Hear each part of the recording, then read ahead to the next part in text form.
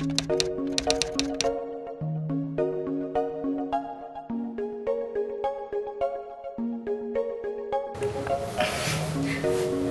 các bạn, mình là Ngọc Anh, thành viên của nhóm Youthbox Channel.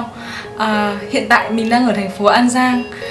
Mình đến từ Hà Nội. Cả ngày hôm nay mình đã di chuyển một chặng đường khá là dài đến nước An Giang này. Buổi sáng mình đi máy bay để đến trưa ở Sài Gòn và sau đó là đi ô tô suốt 6 tiếng đồng hồ để có thể xuống An Giang này. Đó là một chặng đường cực kỳ mệt mỏi. Khoảng 6 giờ tối mình mới đến nơi.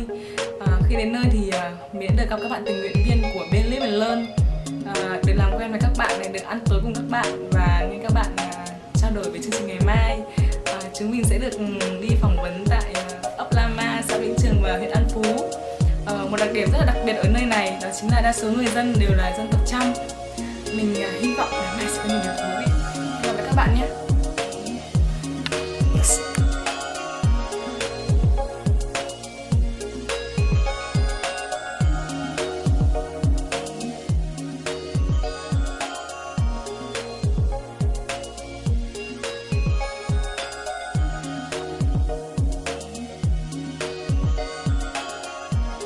ấp La Ma quả là một khởi đầu tuyệt vời cho chuyến đi của chúng mình. Người dân ở đây rất thân thiện, họ đón tiếp đoàn khảo sát một cách nồng hậu và nói chuyện rất thoải mái. Chính vì thế, việc trả lời bài hỏi hoàn thành trong tất cả các bạn hỏi chúng mình mất khoảng 2 tiếng thôi. Bên cạnh đó, đoàn khảo sát còn được tìm hiểu về phong văn hóa của người Chăm, ví như là tục ép xác trong tháng ăn chay đầu năm. Ở nơi đây trong tháng ăn chay, họ sẽ không ăn uống gì trong suốt một ngày dài mà chỉ ăn chay vào ban đêm. Tục ép xác không đơn thuần chỉ là nghi thức của giáo luật mà nó còn dùng để giáo dục đạo đức con người, gian dạy con người, thể hiện sự đồng cảm và chia sẻ với các đời khốn khổ. Bây giờ mình sẽ phải đi ngủ một chút để chuẩn bị cho ngày mai, khi mà cả đoàn sẽ phải di chuyển rất nhiều và làm việc với cường độ rất là lớn.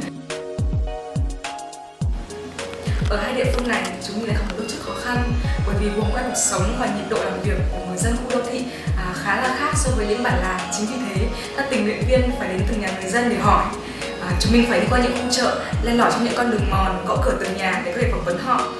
Tuy nhiên mỗi trường hợp như vậy để đem lại cho mình những cảm xúc rất là đặc biệt. Đó là trường hợp của một bà mẹ vừa mới sinh em bé được 6 ngày tuổi.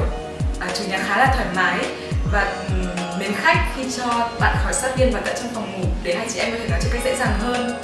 Trường hợp nữa đó chính là trường hợp của một chị bán trứng ở giữa khu chợ. Trời hôm nay khá là nắng nóng và công việc buôn bán có vẻ không mấy suôn sẻ nhưng chị rất là niềm nở nói chuyện với chúng mình. Chính vì thế mà việc hỏi và trả lời trở nên nhanh hơn bao giờ hết. Hành trình khảo sát ở An Giang, miền Tây Việt Nam đợt này còn làm thách thức đối với những tình nguyện viên đến từ miền Bắc, cụ thể là Hà Nội như mình. Bên cạnh những yếu tố như là thời tiết nắng nóng hoặc là cường độ làm việc khá là gấp rút trong vòng vài ba ngày mà chúng mình phải hoàn thành hàng trăm bảng hỏi, thì ở những cái buổi đầu tiên các tình nguyện viên đã vấp phải một rào cản, đó chính là về khác biệt ngôn ngữ vùng miền, khác biệt về phong văn hóa. Điều đó dẫn đến một số tình huống rất là khó xử như là hai bên không hiểu nhau hoặc là không biết cư xử thế nào cho là hợp lý. Tuy nhiên các bạn trẻ ở đây rất là năng động, có tính thích nghi cao, các bạn đã học tiếng địa phương này, bắt chước được những cái phong thái và cái dáng điệu của người dân, tạo những cái sự thiện cảm và thân thiện đối với người dân. 5 ngày trong một cuộc hành trình, thời gian tuy ít ỏi nhưng lại tạo ra sự khác biệt lớn, nó đã thay đổi tư duy, nhận thức của mình. Mình được sống và làm việc trong một môi trường chuyên nghiệp, được va chạm với thực tế, tiếp xúc với người dân, lắng nghe những tâm tư, nguyện vọng và tình cảm của họ, giúp cho mình khắc họa những gì rõ nét hơn, những gì mình hình dung trong những cuộc hội thảo, báo cáo và tuyên truyền. Hơn bao giờ hết, mình sẽ làm những gì mình sẽ đóng góp cho xã hội. Hành trình 5 ngày ở An Giang đã khép lại, tuy nhiên nó đã mở ra một hành trình mới, lớn hơn trong quãng đường phía trước của mình. Hành trình đó sẽ vô cùng vất vả, khó khăn. Tuy nhiên, một lần nữa, phải đi thì mới đến, phải làm thì mới được. Các bạn đã sẵn sàng chưa?